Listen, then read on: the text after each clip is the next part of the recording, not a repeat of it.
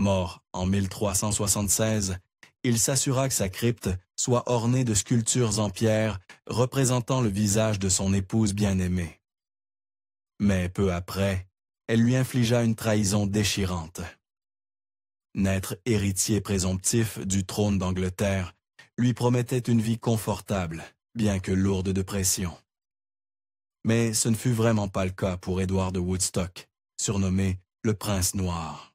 Après tout, il naquit quelques années seulement avant la tristement célèbre guerre de 100 Ans, un conflit dans lequel il jouerait un rôle majeur.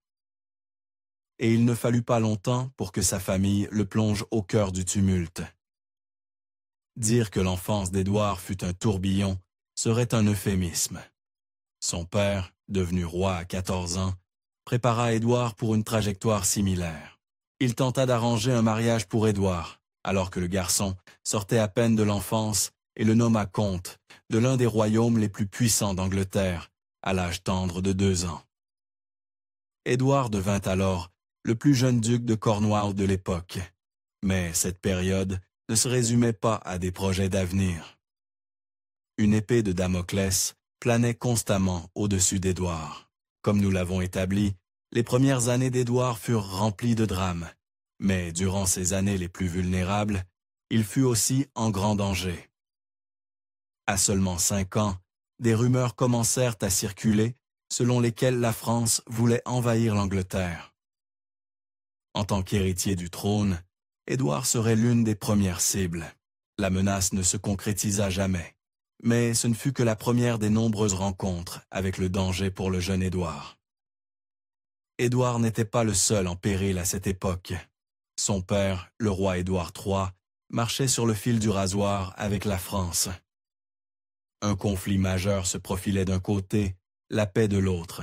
Ainsi, lorsque le roi partit pour la Flandre en 1338, il laissa le prince Édouard comme protecteur du royaume pour la première fois. Le garçon n'avait que 8 ans, et son père ne s'arrêta pas là. Édouard rejoignit son père sur le champ de bataille pour la première fois dans son adolescence. Compte tenu de la situation dangereuse dans laquelle il allait s'engager, il dut rédiger son propre testament à seulement 15 ans. Mais parce que le père d'Édouard passa toute son enfance à plonger le garçon dans des situations inconfortables, le jeune prince s'adapta bien au champ de bataille. Peu après son 16e anniversaire, le prince Édouard entra en bataille pour la première fois et révéla rapidement qu'il avait un côté sombre sérieux. Édouard avait un penchant pour la brutalité, et lors de sa toute première campagne, il laissa une traînée légendaire de destruction dans la région de Cotentin, en Normandie. Et ce n'était que ce qu'il fit en chemin vers la bataille. Au début de la bataille de Crécy, en 1346, un Édouard encore adolescent dit au revoir à son père et prit sa place à la tête de quelques 2000 hommes.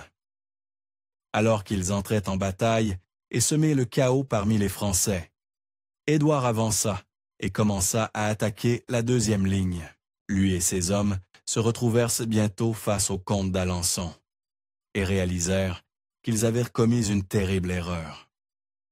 Des rumeurs se répandirent sur le champ de bataille, selon lesquelles le prince Édouard était en difficulté, et elles parvinrent jusqu'au roi. Sa réaction fut absolument glaçante. Il demanda si le prince était blessé, et apprenant que ce n'était pas le cas, il refusa d'envoyer de l'aide au garçon. Le roi avait déjà fait d'Édouard un chevalier, mais ce jour-là, il déclara qu'il voulait que son fils gagne ses éperons, ou du moins donner à ses adversaires l'opportunité de remporter l'honneur de manière honorable. Oui, il choisit la chevalerie plutôt que la vie de son propre fils. Et du côté du prince Édouard sur le champ de bataille, les choses devenaient-elles sérieuses. Le père du prince Édouard n'accourut peut-être pas à son secours, mais il avait quelqu'un sur qui compter. Sir Richard Fitzsimmons, son porte-étendard. Fitzsimmons se tint littéralement au-dessus du corps meurtri de l'héritier, repoussant les hommes qui cherchaient à l'achever jusqu'à ce que davantage de forces anglaises arrivent là pour les aider. Lorsqu'il retrouva son père après la bataille, le roi le félicita pour ses efforts. Mais la prochaine fois qu'ils se battraient ensemble, les rôles seraient inversés. Le premier jour de 1350, Lors de la bataille de Calais, les forces françaises surpassaient largement l'unité du roi Édouard. Malgré quelques manœuvres excellentes, le roi se retrouva en difficulté jusqu'à ce que les forces du prince Édouard, le prince noir, surgissent. Non seulement le prince Édouard et ses hommes repoussèrent vers les Français, mais ils capturèrent également 3 commandants de haut rang. La chance était souvent de son côté, mais ce n'était pas toujours une bonne chose. Quand il s'agissait de produire un héritier et un remplaçant, les parents d'Édouard prenaient leurs devoirs très au sérieux. Il n'avait pas moins de 12 frères et sœurs, mais c'était le Moyen Âge, ce qui signifiait que beaucoup d'entre eux ne survivraient pas jusqu'à l'âge adulte. À partir de 1348, 3 de ses frères et sœurs succombèrent à la peste bubonique et ne survécurent pas. Il est tout à fait possible que le prince Édouard, le prince noir, ait évité de tomber malade grâce au fait qu'il était constamment loin de chez lui.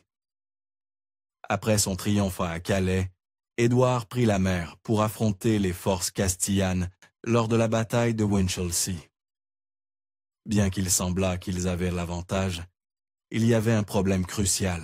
Leur navire était tellement rempli de fuites qu'ils risquaient de couler à tout moment. Heureusement, le duc de Lancaster intervint à la dernière minute pour les aider. Avec l'aide de Lancaster, le prince Édouard et ses hommes parvinrent à monter à bord du navire espagnol et à jeter les Espagnols par-dessus bord, juste au moment où leur propre vaisseau coulait. Édouard le prince noir n'avait que 20 ans, commandait une grande force et avait des territoires à Chester et en Cornouailles à gérer. Son père essayait d'arranger son mariage depuis qu'il était enfant, mais malgré ses nombreuses responsabilités, Édouard trouvait encore le temps de semer son grain. Il eut plusieurs maîtresses tout au long de ses 20 ans, et bien qu'aucune n'ait conduit au mariage, elles ont conduit à autre chose. Édouard le prince noir était prolifique sur le champ de bataille et dans la chambre à coucher. Tout au long de ses 20 ans, il eut entre 2 et 4 fils illégitimes. Bien que peu d'informations subsistent à leur sujet, l'un d'eux, Roger Clarendon, parvint à se hisser à une certaine notoriété historique. Mais comme nous le verrons plus tard, il sombra plus dans l'infamie qu'autre chose. En 1356, le roi confia à Édouard le prince noir sa mission la plus importante à ce jour. Il voulait relancer le conflit avec les Français et que son fils aîné mène la première charge en Aquitaine. Cette fois, il ne s'agissait pas seulement d'agir avec ses hommes sur un petit navire. Il dirigeait des centaines de navires et des milliers d'hommes. C'était le plus grand défi d'Édouard à ce jour. Mais était-il à la hauteur? Le roi avait peut-être des plans ordonnés pour son invasion en tête. Mais Édouard le prince noir était là pour laisser libre cours à son côté cupide. Lui et les nobles qu'il dirigeait étaient bien plus intéressés par le pillage et les butins. Et quiconque se mettait en travers de leur chemin, eh bien, il n'allait pas aimer ce qu'il leur réservait. Lorsqu'Édouard entra dans une zone occupée par le comte d'Armagnac, le comte refusa de l'affronter en bataille. À ce stade, la réputation brutale du prince le précédait. Gardant le butin en tête, Édouard passa son chemin, puis se mit à brûler et piller chaque territoire qu'il traversait par la suite. Et ce n'est même pas la partie la plus sombre. Les habitants de ces régions n'étaient pas habitués à la guerre, ce qui en faisait des victimes faciles pour Édouard le prince noir. Lui et ses hommes massacrèrent de nombreux hommes, femmes et enfants dans le sud de la France, puis volèrent tout ce qui restait aux survivants. Les dégâts furent si graves que la cour papale le supplia d'envisager des négociations de paix. La réaction d'Édouard fut glaçante. Il haussa les épaules et dit qu'il ne pouvait pas arrêter sans connaître la volonté de son père. Heureusement, le champ de bataille l'appela, offrant un répit à la région. En 1356, Édouard le prince noir traversa la France pour atteindre la Normandie, où son père avait des alliés. Il continua de laisser une traînée de destruction sur son passage et s'attendait à écraser facilement un groupe de chevaliers français à Romorantin. Cependant, les chevaliers parvinrent à tuer l'un des amis du prince, une action qu'il était déterminé à leur faire regretter. Édouard le prince noir était furieux de la perte de son ami, et il décida de se venger brutalement. On dirait qu'il n'avait pas encore inventé l'expression « la vengeance est un plat qui se mange froid », car le prince opta directement pour la chaleur. Il assiégea le fort en utilisant le feu grégeois et le réduisit en cendres. La prochaine fois que les forces ennemies affrontèrent Édouard le prince noir, elles surent qu'il fallait venir préparer. Édouard se présenta à la bataille de Poitiers avec quelques milliers d'hommes, et il fut confronté à une surprise terrifiante. Le roi de France avait rassemblé quelques 50 000 hommes pour l'affronter. Les hommes d'Édouard n'avaient aucune chance. Ainsi, Édouard passa d'un chef intrépide à un pion impuissant dans les négociations pour la paix. Édouard fut en fait assez généreux dans les négociations, déclarant qu'il rendrait tous les châteaux et villes qu'il avait pris, libérerait ses prisonniers et promettrait de ne pas s'opposer au roi de France pendant 7 ans. Mais le roi Jean II de France savait quelle carte précieuse représentait l'héritier du trône anglais. Il voulait le prince noir et une centaine de ses hommes comme prisonniers. Jean leur donna un jour pour décider, et ce fut une grave erreur. Les hommes d'Édouard passèrent la journée à fortifier leur position et à creuser des tranchées. Le lendemain, ils frappèrent. En quelques heures, les Anglais avaient repris l'avantage directement des mains du roi de France. En fait, ils le capturèrent même. Ils déclarèrent une trêve et emmenèrent le roi Jean II de France directement en Angleterre. Le prince Édouard traita son captif avec grand honneur durant le voyage, lui permettant même de chevaucher un cheval bien plus majestueux pour entrer à Londres. C'était le genre de comportement qu'on aimerait voir chez un futur roi. De retour chez lui, le peuple d'Angleterre célébra les victoires du prince Édouard et l'homme lui-même. Il partagea la bonne humeur avec les hommes qui l'avaient accompagné, mais tout ce temps, il cachait un secret. Toutes ces victoires impressionnantes avaient un coût, et Édouard était ruiné. Et il n'était pas le seul. Édouard et son père avaient au moins une chose en commun. Ils étaient tous deux mauvais avec l'argent. Les problèmes financiers hantèrent Édouard et son père toute leur vie, un problème en partie lié aux effectifs anormalement nombreux qu'ils employaient. De plus, le projet coûteux d'Édouard III de prendre le trône de France creusa un trou dans son coffre que son fils n'apprit jamais à combler. La romance d'Édouard le prince noir avec Jeanne, la belle dame de Kent, est entrée dans la légende arthurienne. C'était une femme magnifique, avec une foule d'autres prétendants à ses trousses, tandis qu'il était un prince athlétique et accompli. Ils étaient également cousins germains par le côté de son père. Cela mettait un frein aux choses quand votre mariage risquait de ne pas être tout à fait légitime, même à leur époque, en raison de la consanguinité. Et ce n'était pas le seul problème. Comme si le fait d'être cousin n'était pas déjà assez problématique, l'ex-mari de Jeanne de Kent était encore en vie quand Édouard commença à la courtiser. Heureusement, le troisième larron tomba malade et succomba à sa maladie à Noël 1360. Problème résolu. Édouard ne perdit pas de temps pour presser son père de le laisser épouser Jeanne. Moins de 9 mois après le décès de son mari, plus une dispense pratique du pape en raison de leur lien de parenté proche, ils se marièrent. Il s'avère qu'un roi de France, capturé, constitue une belle monnaie d'échange. En ayant Jean II de France comme prisonnier de guerre en 1360, Édouard put négocier un traité de paix largement en faveur de sa famille. Le traité de Bretigny donna finalement aux Anglais le contrôle total de nouvelles provinces françaises sans aucune interférence gênante. Tout cela en échange de l'avis du roi. En 1362, Édouard III accorda à son fils le contrôle officiel d'Aquitaine et de Gascogne. En échange de son titre de prince de ces terres, Édouard devait simplement rendre hommage à son père avec une once d'or par an. Il partit avec sa femme pour son nouveau domaine, et tout se passait selon le plan. Ses sujets l'accueillirent avec grâce au début. Édouard le prince noir et sa femme, Jeanne de Kent, s'installèrent confortablement dans leur nouveau domaine. Elle avait amené les enfants qu'elle avait eus avec son premier mari, et elle remplit également son devoir d'épouse de l'héritier en donnant à Édouard 2 fils. Sans surprise, ils nommèrent le premier Édouard, comme les hommes qui l'avaient précédé. Le second devint Richard. Tout cela pour profiter de la vie familiale. Maintenant, est-ce que cela ressemble à quelque chose qu'Édouard le prince noir ferait? Il brûlait d'envie de trouver une raison de retourner sur le champ de bataille. Et lorsque Pierre de Castille perdit son trône au profit de son frère illégitime, Édouard trouva sa cause. En échange, Pierre promit à Édouard de faire de son fils le souverain de Galice. Quelle affaire, non? Eh bien, Édouard gagna rapidement l'avantage pour Pierre, mais alors qu'ils traversèrent l'Espagne, il commença à flairer une cruelle trahison. Ils avaient passé 2 ans en tant qu'alliés, mais Pierre prenait du retard dans le paiement de sa part.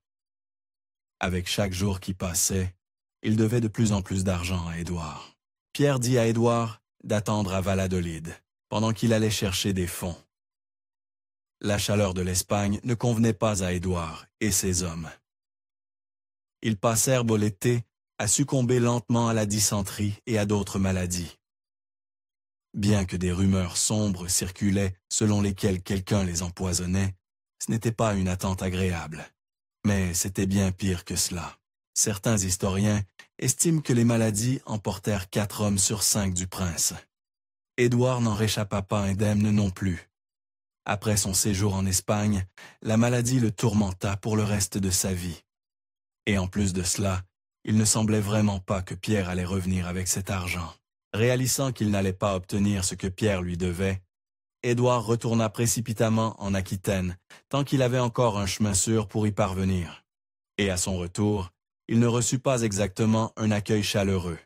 Après tout ce qu'il avait fait, Édouard était désespérément impopulaire auprès des Français. En plus de toutes les conquêtes, ils avaient financé son séjour en Espagne. Les compagnies libres, des bandes organisées de mercenaires qui parcourèrent la France à l'époque, suivirent Édouard jusqu'en Aquitaine. Il les avait engagées pour combattre en Espagne et elles voulaient leur argent. Entre elles, les autres factures impayées et le fait qu'il avait passé tout un été malade en Espagne, Édouard atteignait des niveaux d'alerte rouge. Il commença à s'aliéner les nobles de toutes parts, et des villes entières se retournèrent contre lui par centaines. Il avertit son père que les choses allaient mal, et il avait raison. En fait, elles allaient devenir bien pires. Finalement, l'Angleterre et la France déclarèrent la guerre une fois de plus.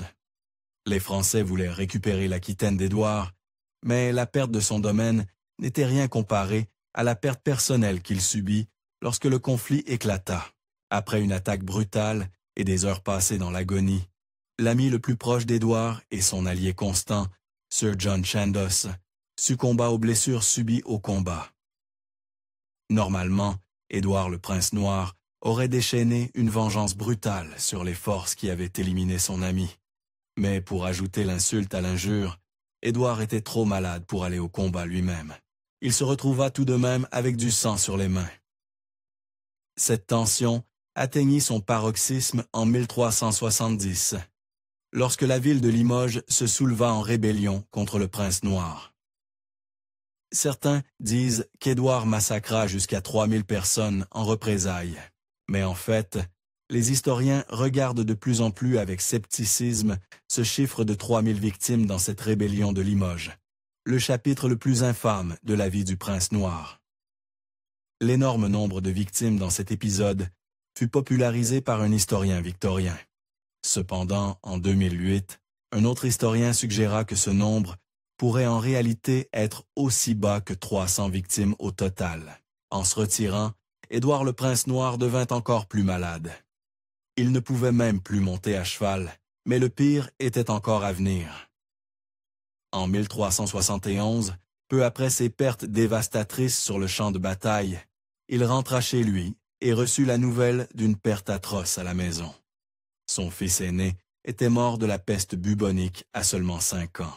Son chagrin le rendit encore plus malade, ne laissant de lui qu'une coquille vide de l'homme qui avait autrefois conquis de vastes étendues de l'Europe.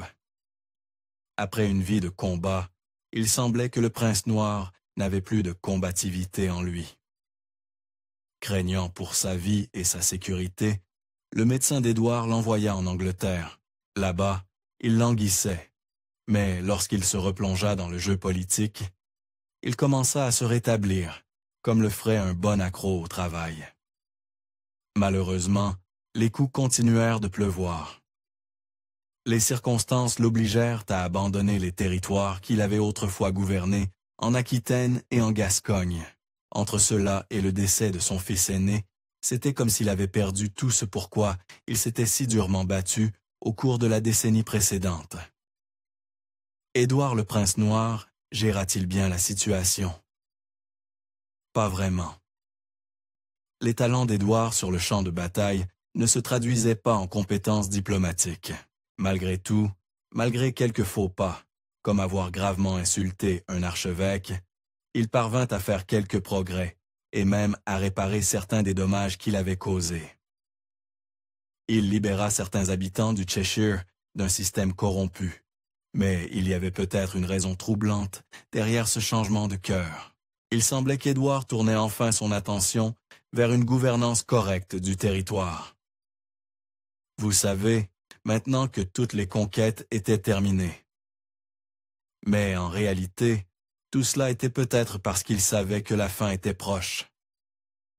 Édouard était plus malade que jamais, et en 1376, il était certain qu'il ne tiendrait plus très longtemps. Édouard le prince noir, le guerrier le plus redoutable d'Angleterre, avait probablement cru qu'il périrait sur le champ de bataille. Mais maintenant, il semblait qu'il mourrait dans l'agonie, souffrant d'une maladie brutale et indigne. En mai 1376, Édouard était gravement malade. C'était si grave qu'il s'évanouissait régulièrement. À certaines occasions, lorsqu'il s'effondrait, son propre personnel soupçonnait qu'il avait rendu son dernier souffle, seulement pour qu'il se relève et vive un jour de plus. Finalement, le 8 juin, une semaine avant son 46e anniversaire, il succomba à sa maladie. L'homme que tout le monde pensait devenir un roi légendaire n'en eut jamais l'occasion. Bien sûr, on lui offrit des adieux dignes d'un guerrier redoutable. Mais n'oublions pas qu'il était aussi l'héritier du trône, ce qui compliquait les choses. Le roi Édouard III survécut à son fils aîné, ce qui mit en question la succession du trône. Le fils légitime survivant du prince Édouard, Richard, était le suivant dans la lignée pour le trône, mais il n'était encore qu'un enfant. Le roi signa immédiatement des documents plaçant Jean de Gand, son 4e fils et un Lancastrien, en 2e position dans la lignée. Un an plus tard, Édouard III suivit son fils dans l'au-delà, créant un chaos qui faisait écho à celui dans lequel son fils était né. À bien des égards, le sombre destin d'Édouard le prince noir mena aux guerres des Roses. Les batailles entre ses frères et sœurs restants et leurs descendants pour le trône pendant le règne du fils d'Édouard, Richard II, furent absolument légendaires. Et Richard n'était pas le seul à se retrouver au milieu de ce chaos brûlant. Ce n'est pas facile d'être le fils illégitime d'un prince mort avant son temps, surtout quand tant de descendants se disputent le trône d'Angleterre. Personne ne le savait mieux que Roger Clarendon, le fils d'Édouard, issu d'une liaison, né vers 1350. Roger vécut paisiblement pendant des années, mais après la mort de son père, il se retrouva soudainement dans le viseur de la famille royale anglaise. Roger Clarendon finit malheureusement par payer le prix des péchés de son père. En 1402, le roi Henri IV le fit pendre, suspecté d'être un prétendant. Roger, alors âgé de 52 ans, essayait-il réellement de prendre le trône? Cela reste flou, mais ceux qui s'opposaient à Henri IV ne le pensaient pas, et il pourrait n'avoir été qu'un autre pion innocent perdu dans les guerres des Roses. Lorsque le prince noir mourut en 1376, il s'assura que sa crypte soit ornée de sculptures d'art en pierre représentant sa femme bien-aimée. Mais lorsqu'elle décéda, elle choisit d'être enterrée à côté de son premier mari, Thomas Holland, comte de Kent. Ce type n'était même pas prince, Aïe. Alors, quelle était la maladie brutale qui finit par emporter Édouard le Prince Noir? Cela aurait pu être n'importe quoi, de la néphrite au son plaisant à la cirrhose, ou même à l'œdème, mais la théorie dominante est bien plus macabre. De nombreux historiens soupçonnent qu'une dysenterie amibienne de longue date, oui, de vilaines créatures dans les intestins, fut ce qui l'emporta. Après cette expérience en Espagne, cela semble logique.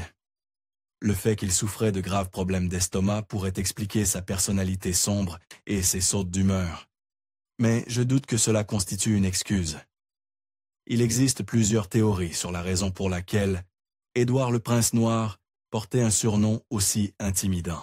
D'une part, il y a un autre prince, Édouard célèbre, qui occupe une place dans l'histoire anglaise. Certains disent que c'était parce que son armure en bronze avait pris une patine noire. Mais beaucoup s'accordent à dire que tout cela était lié à son mauvais caractère et à son histoire de brutalité absolue. Quand ça colle, ça colle. Sur son lit de mort, les prêtres d'Édouard supplièrent le prince mourant de demander pardon, non seulement à Dieu, mais aussi à tous ceux qui l'avaient blessé dans sa vie. Bien que ce fût une pratique assez courante pour un chrétien médiéval mourant, cela prend une toute autre tonalité à la lumière de l'histoire barbare d'Édouard.